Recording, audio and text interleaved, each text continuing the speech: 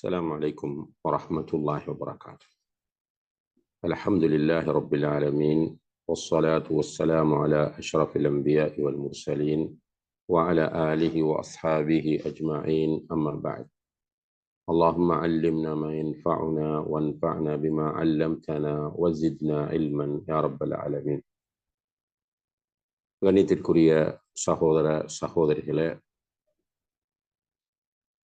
அல்லாஹுடைய கலாமாகிய அல் குர்ஆனை அதன் சரியான வடிவிலே அறிய வேண்டும். நம்முடைய வாழ்க்கையில் அதை எடுத்து நடக்க வேண்டும் என்கிற ஒரு தூய்மையான நோக்கத்தோடு இந்த தஃப்சீர் வகுப்பிலே நாம் எல்லோரும் கலந்திருக்கிறோம். அல்ஹம்துலில்லாஹ். இன்றைய வகுப்பிலே அல் குர்ஆனின் முதலாவது அத்தியாயமாகிய சூரத்துல் ஃபாத்திஹாவுக்கான விளக்கத்தை நாம் பார்க்க இருக்கிறோம். அந்த வகையில் முதலிலே இதனுடைய பொருளை, அதாவது நேரடியான தமிழ் அர்த்தத்தை பார்த்துவிட்டு அதற்கு பிறகு இதற்கான தஃப்சீரை நாம் பார்க்கலாம் இன்ஷா அல்லாஹ். பிஸ்மில்லாஹிர் ரஹ்மானிர் ரஹீம். இஸ்ம் என்று சொன்னால் பெயர் என்பது அர்த்தமாகும். இஸ்முல்லாஹ் என்றால் அல்லாஹுடைய பெயர். அதை வைத்துத்தான் நம்ம அஸ்மா உல்லா அல் ஹுஸ்னா என்று சொல்வது, அல்லாஹுடைய அழகிய பெயர்கள் என்று. இப்போ இஸ்முல்லாஹ் என்றால் அல்லாஹுடைய பெயர். இப்போ முன்னால் பி என்பதை சேர்த்தால் பிஸ்மில்லா, அல்லாஹுடைய பெயரை கொண்டு என்பது அர்த்தமாகும். இப்போ பிஸ்மில்லா, அல்லாஹுடைய பெயரை கொண்டு என்பதற்குள்ளே நாம் செய்யக்கூடிய ஒவ்வொரு செயலினுடைய அம்சமும் பொதிந்திருக்கும். ஓதுவதற்கு முன்னால் பிஸ்மில்லா என்று சொன்னால் அல்லாஹுடைய பெயரை கொண்டு ஓதுகிறேன் என்பது அர்த்தமாகும். சாப்பிடுவதற்கு முன்னால் பிஸ்மில்லா என்று சொன்னால் அல்லாஹுடைய பெயரை கொண்டு சாப்பிடுகிறேன் என்பது அர்த்தமாகும்.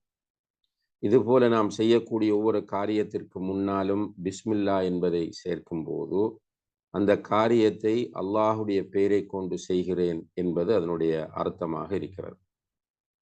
பிஸ்மில்லா, அல்லாஹுடைய பெயரை கொண்டு. அல்லாஹ் எப்படிப்பட்டவன் என்றால் அர் ரஹ்மான், அவன் ரஹ்மானாக இருக்கிறான்.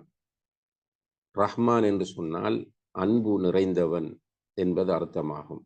இதை சிஃபா தாத்தியா, அல்லாஹுடைய தாத்தோடு தொடர்பான சிஃபத் என்று சொல்லுவார்கள்.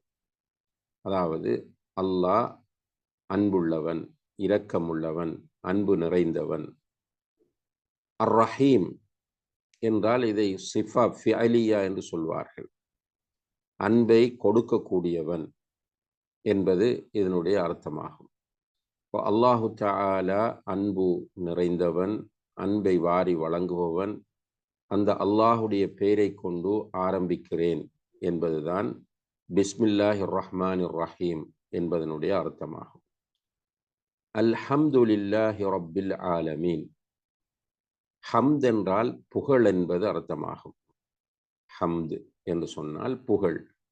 அல்ஹம்து என்று சொல்வது இந்த ஹம்திலே வரக்கூடிய அல் அல் லில் ஜின்ஸ் என்று சொல்வார்கள். அதாவது எல்லாம் என்கிற கருத்தை தருவதற்காக பயன்படுத்தக்கூடிய ஒன்றுதான் இந்த அல் என்பது.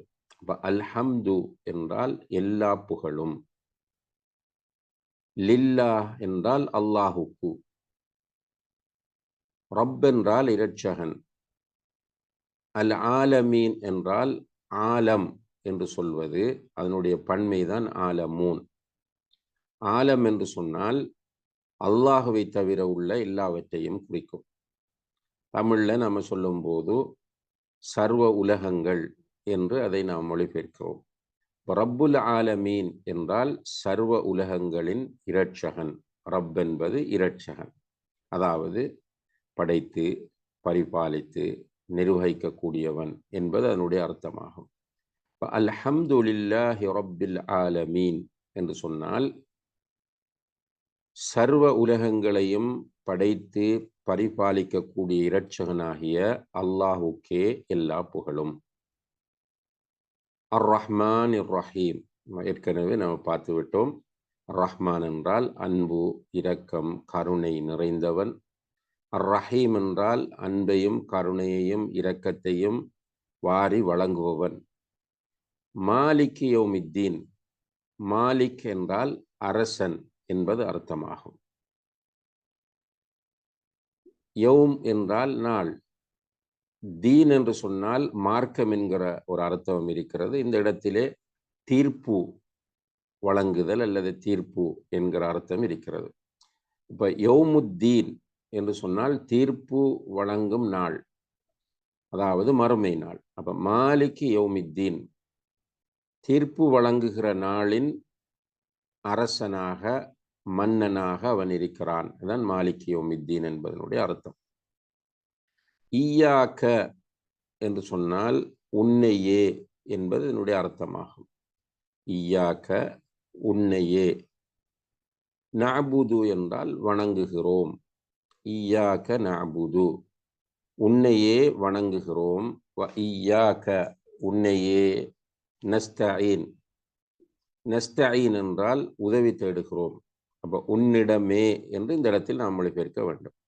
இப்போ முன்னால் ஈயாக்க உன்னையே, நஅபுது வணங்குகிறோம், வ ஈயாக்க நஸ்தஈன் உன்னிடமே உதவி தேடுகிறோம். இஹ்தினா, இஹ்தி என்றால் ஹிதாயத்திலிருந்து வந்தது. ஹிதாயத் என்றால் நேர்வழி. இஹ்தினா என்றால் எங்களுக்கு நேர்வழியை காண்பிப்பாயாக. இஹ்தி நேர்வழியை காண்பி, இஹ்தினா எங்களுக்கு நேர்வழியை காண்பிப்பாயாக. இஹ்தினா எங்களுக்கு நேர்வழியை காண்பிப்பாக. அஸ்ஸிராத் என்றால் வழி, அல் முஸ்தகீம் என்றால் நேரானது. பஸ்ஸிராத், இஹ்தின ஸ்ஸிராத் அல் முஸ்தகீம் என்ற இந்த மூன்று சொற்களையும் சேர்த்து சொன்னால் எங்களுக்கு நேர்த்தியான வழியை காண்பிப்பாயாக. ஸிராத் என்றால் வழி. ஸிராத் அல்லதீன அன்அம்த அலைஹிம், ஸிராத் அல்லதீன அன்அம்த அலைஹிம். அன்அம என்றால் அருள் பாலித்தான், நிஅமத்திலிருந்து வந்தது. நிஅமத் அருட்கொடை என்று சொல்கிறோமே, அந்த நிஅமத்திலிருந்து வந்ததுதான் அன்அம. ஸிராத் அல்லதீன அன்அம்த அலைஹிம், யார் மீது நீ அருள் புரிந்தாயோ அவர்கள் சென்ற அந்த நேரான வழி. கைர் என்றால் தவிர. மக்தூப் என்றால் கோபத்திற்கு உள்ளானவர்கள். கைரில் மக்தூப், கோபத்திற்கு உள்ளானவர்களின் வழியை தவிர. அதே போல வலத்தால்லீன், லால்லூன் என்றால் வழிகட்டவர்கள், வழிகட்டவர்கள் சென்ற வழியையும் தவிர. இஹ்தின ஸ்ஸிராத்தல் முஸ்தகீம் ஸிராத்தல் லதீன அன்அம்த அலைஹிம் கைரில் மக்தூபி அலைஹிம் வலத்தால்லீன். இந்த இரண்டு வசனங்களையும் ஒன்றாக சேர்த்து மொழிபெயர்க்கிற போதுதான் அந்த பூரணமான தெளிவான அர்த்தம் நமக்கு வரும். எங்களுக்கு நேரான வழியை காண்பிப்பாயாக. அந்த வழி யாருக்கு நீ அருள் புரிந்தாயோ அவர்கள் சென்ற வழி. உனது கோபத்திற்குள்ளானவர்களது வழியும் அல்ல, வழிகட்டவர்களது வழியும் அல்ல. இதுதான் சுருக்கமாக இந்த சூராவினுடைய தமிழ் மொழிபெயர்ப்பாகும். இதை தர்ஜமா லஃப்தியா அல்லது தப்சீர் லஃப்தி என்று சொல்லுவார்கள், நேரடியான அர்த்தம். இறுதியாக நாம் ஆமீன் சொல்லுகிறோம். இந்த ஆமீன் சொல்லும் போது சிலர் ஆமீன், மீமுக்கு ஷத்தா வைத்து ஆமீன் என்று சொல்வார்கள். அது மிகப்பெரிய தவறாகும்.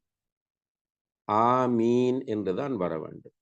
மீமுக்கு ஷத்தா வைக்க கூடாது, கஸ்ரா வைத்து ஆமீன் என்று சொல்வதுதான் அதனுடைய சரியான அர்த்தமாகும். ஆமீன் என்று சொன்னால் அதனுடைய அர்த்தம் அல்லாஹும்ம தக்கப்பல், யா அல்லாஹ் ஏற்றுக்கொள்வாயாக. பொதுவாக நம்ம எல்லா துவாக்களின் போதும் ஆமீன் என்று சொன்னால் அதனுடைய அர்த்தம் யா அல்லாஹ் எங்களுடைய துவாவை ஏற்றுக்கொள்வாயாக என்பதுதான் அதனுடைய அர்த்தமாக இருக்கிறது. அன்புள்ள சகோதர சகோதரிகளே, இந்த ஆமீன் என்பது சூரத்துல் ஃபாத்திஹாவினுடைய ஒரு வசனம் கிடையாது. இதை மிக கவனமாக நீங்கள் குறித்து வைத்துக் கொள்ளுங்கள். ஏனென்றால் பொதுவாக முஸ்லிம் சமுதாயத்தில் இருக்கிற ஒரு பிழையான எண்ணம் என்னவென்றால், ஆமீன் என்பது சூரத்துல் ஃபாத்திஹாவில் இருக்கக்கூடிய ஒரு வசனம் என்று நினைத்து கொண்டிருக்கிறார்கள். எனவே அவர்கள் எப்போது சூரத்துல் ஃபாத்திஹா ஓதினாலும் ஆமீன் என்பதையும் சேர்த்தே ஓதுகிறார்கள். இது பிழையாகும். இப்போ நம்ம ஏற்கனவே ஒரு மிக முக்கியமான குறிப்பை நம்ம பார்த்தோம். சூரத்துல் ஃபாத்திஹாவினுடைய வசனங்கள் 7 ஆகும். அதுல பிஸ்மில்லாஹிர் ரஹ்மானிர் ரஹீமும் ஃபாத்திஹாவில் இன்க்ளூடடான ஒரு வசனம் கிடையாது. அது செப்பரேட்டான ஒரு வசனம். சூரத்துல் ஃபாத்திஹாவினுடைய வசனங்கள் 7. அந்த வகையில் ஆமீன் என்பது சூரத்துல் ஃபாத்திஹாவில் உள்ளது கிடையாது. ஆமீன் எப்போது சொல்ல வேண்டும்? இது மிக முக்கியமான ஒரு மஸ்அலா. சூரத்துல் ஃபாத்திஹாவை தொழுகையில் ஓதும் போதுதான் நாம் ஆமீன் சொல்ல வேண்டும். இது அல்லாமல் பொதுவாக சூரத்துல் ஃபாத்திஹாவை ஓதுகிற நேரத்தில் ஆமீன் சொல்ல வேண்டிய அவசியமில்லை. அது தவறாகும் என்பதை நாம் கவனத்திலே கொள்ள வேண்டும். அல்லாஹு தஆலா ஆலம். இப்போது அன்புள்ள சகோதர சகோதரிகளே, முதலாவது நாம் பிஸ்மில்லாஹிர் ரஹ்மானிர் ரஹீம் என்கிற இந்த வார்த்தைக்குரிய அர்த்தத்தை பார்த்துவிட்டு அடுத்த வசனங்களுக்குரிய விளக்கங்களை பார்க்கலாம். பிஸ்மில்லாஹிர் ரஹ்மானிர் ரஹீம் என்றால் அல்லாஹுடைய பெயரை கொண்டு நான் ஆரம்பிக்கிறேன். அந்த அல்லாஹ் ரஹ்மானாகவும் ரஹீமாகவும் இருக்கிறான். அன்புள்ள சகோதர சகோதரிகளே, பொதுவாக ஒரு முஸ்லிமை பொறுத்தவரையில் அவனுடைய எந்த ஒரு நல்ல காரியத்தை அவன் ஆரம்பிக்கிற போதும் அல்லாஹுடைய திருநாமங்களை முதல்நிலைப்படுத்தியவாறு அவன் ஆரம்பிக்க வேண்டும் என்பது அல்லாஹுடைய ஏற்பாடாக இருக்கிறது. எனவேதான் நபிகள் நாயகம் ஸல்லல்லாஹு அலைஹி வஸல்லம் அவர்கள் முக்கியமான நல்ல காரியங்கள் அனைத்தையும் செய்கிற போது பிஸ்மில்லாவை முற்படுத்துவதை நமக்கு வலியுறுத்தினார்கள். அதுல குறிப்பாக குர்ஆன் ஓதும் போது பிஸ்மில்லாஹிர் ரஹ்மானிர் ரஹீம் என்று ஓதுவது. ஆனால் ஆரம்பிக்கும் போது, குர்ஆன் ஓத ஆரம்பிக்கும் போது அஊது பில்லாஹி மினஷ் ஷைத்தானிர் ரஜீம் என்று சொல்லிவிட்டுத்தான் பிஸ்மில்லாஹ் என்று ஆரம்பிக்க வேண்டும். என்றால் ஃபஇதா கரஅத்தல் குர்ஆன ஃபஸ்தஇஸ் பில்லாஹ் என்று அல்லாஹ் குர்ஆனிலே சொல்லி காட்டுகிறார். நீ குர்ஆனை ஓத ஆரம்பித்தால் ஷைத்தானை விட்டு அல்லாஹ்விடம் பாதுகாப்பு தேடு என்று அல்லாஹ் சொல்லுகிறார். எனவே அந்த அடிப்படையில் நபி ஸல்லல்லாஹு அலைஹி வஸல்லம் அவர்கள் நமக்கு கற்றுத்தந்த ஒழுங்கு என்னவென்றால், குர்ஆனை ஓத ஆரம்பிக்கிற போது அஊது பில்லாஹி மினஷ் ஷைத்தானிர் ரஜீம் என்று சொல்லி ஆரம்பிக்க வேண்டும். ஆரம்பித்து விட்டு அடுத்த முக்கியமான பாயிண்ட், நம்ம ஓதப்போகிற சூறாவினுடைய ஆரம்பமாக இருந்து பிஸ்மி இருந்தால் பிஸ்மியை ஓத வேண்டும். இப்போ சூரத்துல் ஃபாத்திஹாவை நான் இப்போதுதான் ஓதப்போகிறேன். நான் என்ன செய்ய வேண்டும் என்றால் அஊது பில்லாஹி மினஷ் ஷைத்தானிர் ரஜீம் பிஸ்மில்லாஹிர் ரஹ்மானிர் ரஹீம் என்று ஓத வேண்டும். அல்ஹம்துலில்லாஹி ரப்பில் ஆலமீன். அடுத்ததாக சூரத்துல் பக்ரா ஓதப் போகிறேன். இப்போது அஊது சொல்ல தேவையில்லை. இப்போது நான் செய்ய வேண்டியது என்னவென்றால் பிஸ்மில்லாஹிர் ரஹ்மானிர் ரஹீம் என்பது அதனுடைய ஆரம்பத்தில் இடம்பெற்றிருப்பதால் பிஸ்மில்லா சொன்னால் போதும். இப்போது நான் ஓதிக்கொண்டிருக்கிற போது ஒரு இடத்திலே நிறுத்துகிறேன். சூரத்துல் பக்ராவினுடைய இன்னல்லாஹ அலா குல்லி ஷைஇன் கதீர் என்கிற இடத்தில் நான் நிறுத்துகிறேன். நிறுத்திவிட்டு நான் வெளியே போய் மீண்டும் வந்து நிறுத்திய இடத்திலிருந்து ஓத ஆரம்பிக்க போகிறேன். இப்போ ஓத ஆரம்பிக்க வேண்டிய இடம் யா அய்யுஹன்னாஸ் உஅ்புது ரப்பக்கும் அல்லதீ ஹலகக்கும் வல்லதீன மின் கப்லிக்கும் லஅல்லக்கும் தத்தகூன் என்ற இடத்திலிருந்து ஆரம்பிக்க போறேன். இப்போது அன்புள்ள சகோதர சகோதரிகளே, நான் பிஸ்மி சொல்லி ஆரம்பிப்பதா அல்லது அஊது பில்லாஹி மினஷ் ஷைத்தானிர் ரஜீம் என்று மட்டும் ஓதி ஆரம்பிப்பதா என்று கேட்டால், நான் அஊது பில்லாஹி மினஷ் ஷைத்தானிர் ரஜீம் என்று மட்டும் ஓதுவதுதான் சுன்னத்தாகும். ஏனென்றால் அந்த இடத்தில் பிஸ்மில்லாஹிர் ரஹ்மானிர் ரஹீம் கிடையாது. இதை நன்றாக நீங்கள் மனதிலே பதித்து கொள்ளுங்கள். ஏனென்றால் இந்த தெளிவில்லாமல் எப்போது குர்ஆனை நாம் ஓத ஆரம்பிக்கிற போதும் பிஸ்மில்லாஹிர் ரஹ்மானிர் ரஹீம் என்று சொல்லி ஓத ஆரம்பிக்க முயற்சி செய்வதை நாம் பார்க்கிறோம். அது ஒரு தவறான நடைமுறையாகும். எனவே பிஸ்மி உள்ள இடங்களில் பிஸ்மி அவுது சொல்லிவிட்டு பிஸ்மியை கொண்டு ஆரம்பிக்க வேண்டும். பிஸ்மி இல்லாத இடங்களில் அஊது பில்லாஹி மினஷ் ஷைத்தானிர் ரஜீம் என்று சொல்லி ஆரம்பிக்க வேண்டும் என்ற இந்த தகவலை நாம் இந்த இடத்திலே கவனத்தில் கொள்ள வேண்டும். அதே போல அன்புள்ள சகோதர சகோதரிகளே, பொதுவாக பிஸ்மில்லாஹிர் ரஹ்மானிர் ரஹீம் என்றுதான் குர்ஆனுடைய ஆரம்பத்தில் வந்திருக்கிறது. ஒவ்வொரு சூராவினுடைய சூரத்து தௌபாவை தவிர, அல்லது சூரத்து பராஆ என்றும் அதற்கு பேர் சொல்லுவார்கள். இந்த சூரத்து தௌபாவை தவிர மற்ற எல்லா சூறாக்களுக்கு முன்னாலும் பிஸ்மில்லாஹிர் ரஹ்மானிர் ரஹீம் என்று வந்திருக்கு. எனவே பிஸ்மில்லா என்று ஓதக்கூடாது, பிஸ்மில்லாஹிர் ரஹ்மானிர் ரஹீம் என்றுதான் ஓத வேண்டும். அதே போல நபி ஸல்லல்லாஹு அலைஹி வஸல்லம் அவர்களுடைய ஒரு நடைமுறை, கடிதங்கள் எழுதுகிற போதும் பிஸ்மில்லாஹிர் ரஹ்மானிர் ரஹீம் என்பதை முதலில் போட்டு கடிதங்கள் எழுதுவார்கள். நாமும் கடிதங்கள் எழுதுகிற போதும் பிஸ்மில்லாஹிர் ரஹ்மானிர் ரஹீம் என்று எழுத வேண்டும். இதுவும் மிக முக்கியமான ஒரு அம்சமாகும்.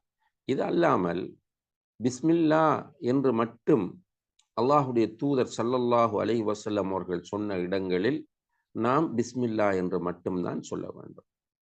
உதாரணமாக, சாப்பிடுவதற்கு முன்னால் பிஸ்மில்லா என்று மட்டும்தான் வந்திருக்கிறது. எனவே சாப்பிடுவதற்கு முன்னால் பிஸ்மில்லாஹிர் ரஹ்மானிர் ரஹீம் என்று சொல்வது நபி வழி கிடையாது. சாப்பிடுவதற்கு முன்னால் பிஸ்மில்லா என்று சொல்ல வேண்டும். அதே போல ஒலு செய்வதற்கு முன்னால் பிஸ்மில்லா என்று சொல்ல வேண்டும் என்றுதான் ஹதீஸில் வந்திருக்கிறது. அதுபோல தாம்பத்திய வாழ்க்கையில் ஈடுபடுவதற்கு முன்னால் பிஸ்மில்லா என்று சொல்வது வந்திருக்கிறது. அப்ப அந்த இடங்களெல்லாம் பிஸ்மில்லா பிஸ்மில்லா பிஸ்மில்லா என்று சொல்ல வேண்டும். இப்ப சில இடங்களில் வேறு சில விஷயங்கள் கூட சேர்ந்து வந்திருக்கும். இப்ப உதாரணமாக, காலை அடைகிற போதும் பிஸ்மில்லாஹில்லதி லா யதுர்ரு மஅ இஸ்மிஹி ஷைஉன் ஃபில் அர்தி வலா ஃபிஸ் ஸமா வஹுவஸ் ஸமீஉல் அலீம் என்று 3 தடவை சொல்வது.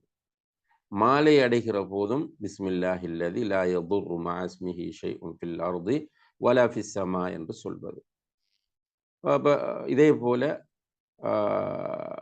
ஒரு உடம்பிலே எங்காவது ஒரு பெயின், வலி ஏற்படக்கூடிய அல்லது ஒரு கட்டி, ஒரு டியூமர் மாதிரி அல்லது ஸ்வெல்லிங் மாதிரி இருக்கக்கூடிய இடமாக இருந்தால் அந்த இடத்தில் நம்முடைய வலது கையை வைத்து பிஸ்மில்லா பிஸ்மில்லா பிஸ்மில்லா என்று 3 தடவை சொல்லி, அஊது பிஇஸ்ஸத்தில்லாஹி வ குத்ரத்திஹி மின் ஷர்ரி மா அஜிது வ உஹாதிர் என்று 7 தடவை சொல்வது. இந்த இடத்துல 3 தடவை பிஸ்மில்லா பிஸ்மில்லா பிஸ்மில்லா. ஹதீஸில் வந்தபடிதான் அவற்றை நாம் பிரயோகிக்க வேண்டும் என்பதுதான் இங்கு நாம் சொல்ல விளைகிற முக்கியமான குறிப்பாகும். அன்புள்ள சகோதர சகோதரிகளே, இங்கே பிஸ்மில்லாஹிர் ரஹ்மானிர் ரஹீம், அல்லாஹுடைய பெயரை கொண்டு நான் ஆரம்பிக்கிறேன், அல்லாஹுடைய பெயரை கொண்டு நான் தூங்குகிறேன், அல்லாஹுடைய பெயரை கொண்டு நான் சாப்பிடுகிறேன், அல்லாஹுடைய பெயரை கொண்டு நான் தாம்பத்தியத்தில் ஈடுபடுகிறேன், அல்லாஹுடைய பெயரை கொண்டு என்று நாம் பிஸ்மில்லாஹ் என்பதன் மூலம் நாடுகிறோம். அதனைத் தொடர்ந்து அர் ரஹ்மானிர் ரஹீம் என்று சொல்கிறோம். அர் ரஹ்மானிர் ரஹீம் என்றால் ரஹ்மத் நிறைந்தவன் என்பது, ரஹ்மத்தை தரக்கூடியவன் என்பது அர்த்தமாகும். இந்த பிஸ்மில்லாஹிர் ரஹ்மானிர் ரஹீமில் அல்லாஹுடைய முக்கியமான 3 பெயர்கள் இடம்பெற்றிருப்பதை நாம் பார்க்கிறோம். ஒன்று அல்லாஹ், இரண்டாவது அர் ரஹ்மான், மூன்றாவது அர் ரஹீம். இந்த 3 பெயர்களும் உண்மையிலே மிக மிக முக்கியமான பெயர்களாகும். ஷேக் அப்துல் ரஸாக் அவர்கள் சொல்லும்போது, அதாவது ஷேக் அப்துல் முஹ்சின் அல் அப்பாத் ஹஃபிதஹுல்லா அவர்களுடைய மகன் ஷேக் அப்துல் ரஸாக் அவர்கள் சொல்லும்போது, இன்ன உசூல் அல் அஸ்மா இல் ஹுஸ்னா அல்லதி தஜ்மஉ ஃபீ திலாலாத்திஹா மஆனி ஸாயிரி அஸ்மாஇல்லாஹி தலாதத்துன்.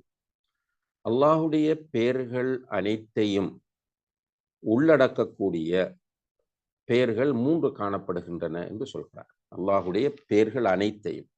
அல்லாஹுடைய பெயர்கள் எத்தனை என்று கேட்டால் அல்லாஹு அலம் என்பதுதான் நம்முடைய பதிலாகும். அது நமக்கு தெரியாது எத்தனை பெயர்கள் என்று. ஆனால் குர்ஆனில் ஹதீஸில் அடையாளப்படுத்தப்பட்ட பெயர்கள் 100க்கும் மேற்பட்டவை. இப்ப இந்த பெயர்கள் இதிலே 99 பெயர்கள் நாம் மனப்பாடம் செய்தால் சுவர்க்கம் கிடைக்கும் என்று வந்திருப்பவை. இப்ப இந்த அத்தனை பெயர்களும் இந்த 3 பெயர்களுக்குள் அடங்குகின்றன என்று ஷேக் அப்துல் ரஸாக் அவர்கள் குறிப்பிடுகிறார்கள். அந்த 3 பேரும் என்ன? அல்லாஹ், அர் ரப், அர் ரஹ்மான் என்பது. அல்லாஹ், அர் ரப், அர் ரஹ்மான் என்பது. இதிலே பிஸ்மில்லாஹிர் ரஹ்மானிர் ரஹீம் என்பதில் அல்லாஹும் அர் ரஹ்மானும் அடங்குகின்றன என்பது மிக முக்கியமான குறிப்பாக ஷேக் அவர்களால் இங்கே அடையாளப்படுத்தப்படுகிறது. அல்லாஹ் என்பது அன்புள்ள சகோதர சகோதரிகளே அல்லாஹுடைய பிரதானமான பெயராக உள்ளது. அப்ப அல்லாஹுக்கு நிறைய பெயர்கள் இருக்கின்றன. அந்த நிறைய பெயர்களில் அல்லாஹ் என்கிற பெயர் தான் அல்லாஹுடைய மிக பிரதானமான பெயராக காணப்படுகிறது. அந்த வகையில் நாம் குர்ஆனை பார்க்கிற போது சூரத்துல் அராஃப் 180வது வசனத்தில் வலில்லாஹி அல் அஸ்மாஉல் ஹுஸ்னா ஃபத்உஹு பிஹா, அல்லாஹுக்கு அழகிய பெயர்கள் இருக்கின்றன, அதை கொண்டு நீங்கள் பிரார்த்தனை செய்யுங்கள் என்று அல்லாஹ் சொல்கிறார். அல்லாஹுக்கு. அதே போல சூரத்து தாஹா 8வது வசனத்தில் அல்லாஹு லா இலாஹ இல்லாஹு லஹுல் அஸ்மாஉல் ஹுஸ்னா, அல்லாஹ் இருக்கிறானே அவனை தவிர வணங்கி வழிபட தகுதியான வேறு கடவுள் யாருமே கிடையாது. லஹுல் அஸ்மாஉல் ஹுஸ்னா, அந்த அல்லாஹுக்கு அழகிய திருநாமங்கள் இருக்கின்றன என்று சொல்கிறார். அதே போல சூரத்துல் ஹஷ்ரிலும் அல்லாஹு தஆலா அல்லாஹ் என்பதை முதல்நிலைப்படுத்துவதை நாம் பார்க்கிறோம். எனவே அல்லாஹுடைய பிரதானமான பெயர் அல்லாஹ் தான். எனவே இந்த அல்லாஹ் என்பதற்குள் ஏனைய அனைத்து பெயர்களுடைய அர்த்தங்களும் பொதிந்திருக்கின்றன. அல்லாஹ் என்பதற்குள் அல்லாஹுடைய ஏனைய அனைத்து பெயர்களின் அர்த்தங்களும் உள்ளடங்கி இருக்கிறது. இது மிக முக்கியமான ஒரு குறிப்பாகும். இந்த அல்லாஹ் என்கிற பெயரில் உள்ள ஒரு சிறப்பு என்னவென்றால், நாம் துஆ கேட்கும் போது அல்லாஹ் என்கிற பெயரை தவிர மற்ற பெயர்களை சொல்லி கேட்கிற நேரத்தில் அலிஃப்லாம் என்பதை விட்டு விட்டுத்தான் கேட்போம். யா அர் ரஹ்மான் என்று கேட்பதில்லை. யா ரஹ்மான், யா அர் ரஹீம் என்று கேட்பதில்லை. நம்ம கேட்கும்போது யா ரஹீம், யா அல் வதூத் என்று கேட்பதில்லை. யா வதூத் என்றுதான் கேட்போம். ஆனால் அல்லாஹ் என்று கேட்கிற போது மட்டும் யா அல்லாஹ், அந்த இடத்தில் அலிஃப்லாம் விடுபட மாட்டாது. இது அல்லாஹ் என்கிற பெயருக்கு இருக்கிற மிக முக்கியமான ஒரு சிறப்பாக காணப்படுகிறது. அடுத்ததாக அன்புள்ள சகோதர சகோதரிகளே, அல்லாஹுடைய பெயரிலே உள்ள இன்னும் ஒரு மிக முக்கியமான அம்சம், அல்லாஹுவை நாம் திக்ர் செய்தல் என்ற ஒரு நிலை இருக்கிறது. இப்போ நிறைய இடங்கள் அல்லாஹ்வை திக்ர் செய்யுமாறு, காலையில் மாலையில் திக்ர் செய்யுமாறு, பொதுவாக திக்ர் செய்யுமாறு குர்ஆன் வலியுறுத்துகிறது.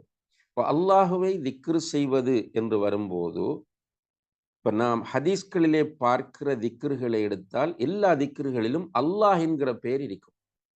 சுபஹான் அல்லாஹ், அல்லாஹ் இருக்கிறது. அல்ஹம்துலில்லாஹ், அல்லாஹ் இருக்கிறது. அல்லாஹு அக்பர், இதிலே அல்லாஹ் இருக்கிறது.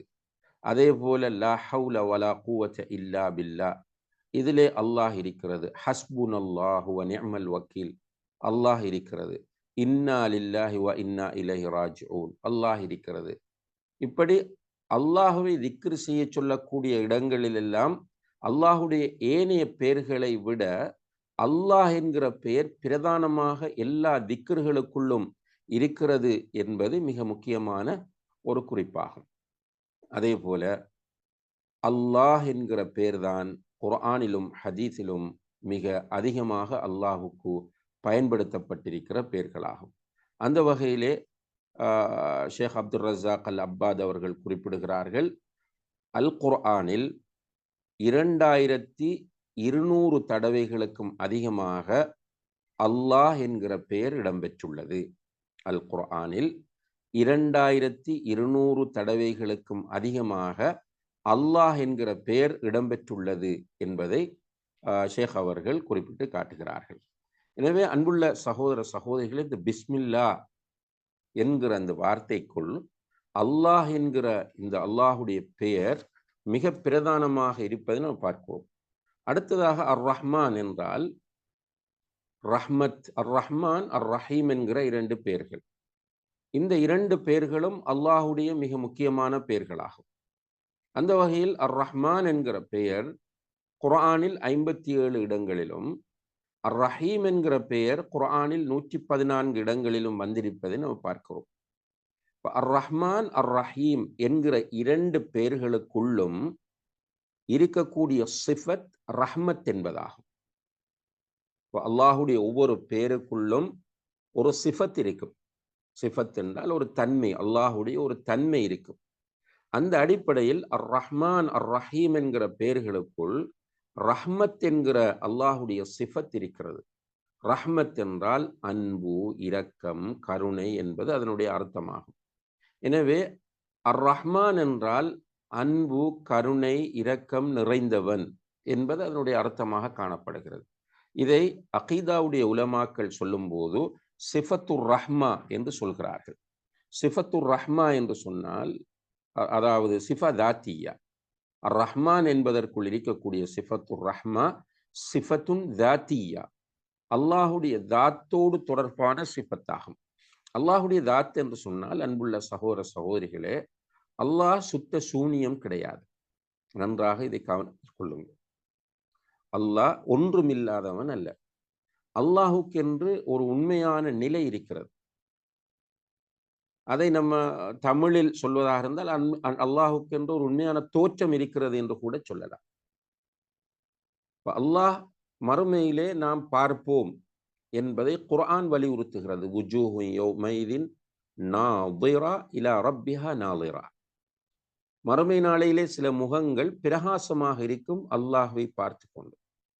சுவர்க்கத்தில் ஒரு மனிதனுக்கு கிடைக்கிற ஆகப்பெரிய இன்பம் அல்லாஹுவை பார்க்க கிடைக்கிற இன்பமாகும் என்று நபி ஸல்லல்லாஹு அலைஹி வஸல்லம் அவர்கள் சொல்லக்கூடிய ஹதீஸ் சஹீஹ் முஸ்லிமிலே இருக்கிறது. எனவே அல்லாஹுவுக்கு ஒரு தோற்றம் இருக்கிறது.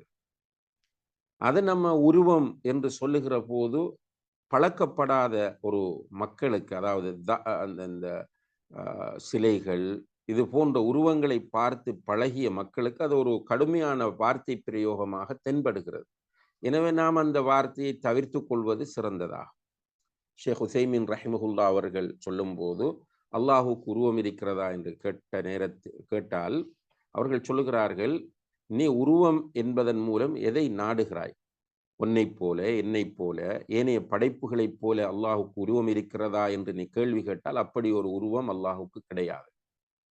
ஆனால் அல்லாஹுடைய தகுதிக்கும் அவனுடைய கண்ணியத்திற்கும் அவனுடைய மகத்துவத்திற்கும் ஏற்ப அவன் விரும்பக்கூடிய ஒரு உருவம் அல்லாஹுக்கு இருக்கிறதா என்ற உன்னுடைய கேள்வியின் மூலம் நீ நாடினால் அப்படி ஒரு உருவம் அல்லாஹுக்கு இருக்கிறது என்று சொல்ல வேண்டும் என்று ஷேக் உசைமின் ரஹிமஹுல்லா அவர்கள் சொல்லி காட்டுகிறார்கள். எனவே அல்லாஹுக்கு தாத் இருக்கிறது என்பது எல்லோரும் ஏகோபித்திருக்கிற ஒரு விஷயமாகும். தாத் என்றால் அல்லாஹுக்கு என்று ஒரு அமைப்பு இருக்கிறது. அந்த அல்லாஹுடைய அமைப்போடு தொடர்பான சிஃபத்து தான் இந்த ரஹ்மான் என்கிற பெயருக்குள் இருக்கக்கூடிய ரஹ்மத் ஆகும். அதே நேரத்தில் ரஹீம் என்கிற பெயருக்குள் இருக்கக்கூடிய சிஃபத் சிஃபா ஃபிஅலியா, அல்லாஹுடைய செயல் சார்ந்த ஒரு சிஃபத்தாகும் என்பதை அகீதாவுடைய உலமாக்கள் சுட்டி காட்டுகிறார்கள். எனவே இதை நாம் எப்படி மொழிபெயர்க்கலாம் என்றால், அல்லாஹ் ரஹ்மத் நிறைந்தவன், ரஹ்மத்தை வாரி வாரி வழங்குபவன் என்று சொல்லலாம்.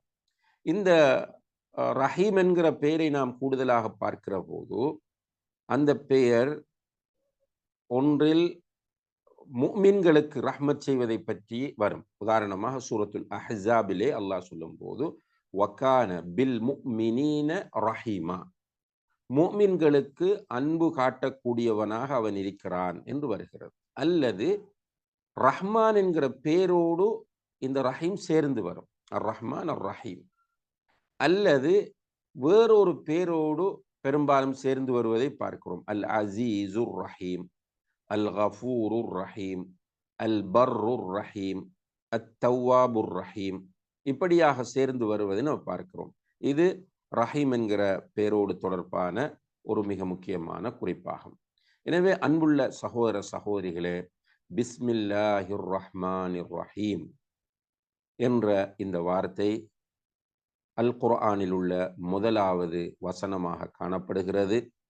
இதனுடைய அர்த்தம் அன்பு நிறைந்த, கருணை நிறைந்த, இரக்கம் நிறைந்த, அன்பையும் கருணையும் இரக்கத்தையும் வாரி வாரி வழங்கக்கூடிய அல்லாஹுடைய பேரை கொண்டு நான் ஓத ஆரம்பிக்கிறேன் என்பதாகும். எனவே எல்லாம் வல்ல அல்லாஹ் ஜல்ல ஷானஹு வ தஆலா அவனுடைய அன்பையும் கருணையும் கொண்டு நம் எல்லோரையும் சூழ்ந்து கொள்ள வேண்டும். அவனுடைய அன்பையும் கருணையும் நம் எல்லோருக்கும் அவன் வாரி வாரி வழங்க வேண்டும் என்று பிரார்த்தித்து இன்றைய இந்த வகுப்பை நிறைவு செய்கிறோம். வ ஆஹிரு தஅவானா அனில் ஹம்துலில்லாஹி ரப்பில் ஆலமீன். வஸ்ஸலாமு அலைக்கும் வரஹ்மத்துல்லாஹி வபரகாத்துஹு.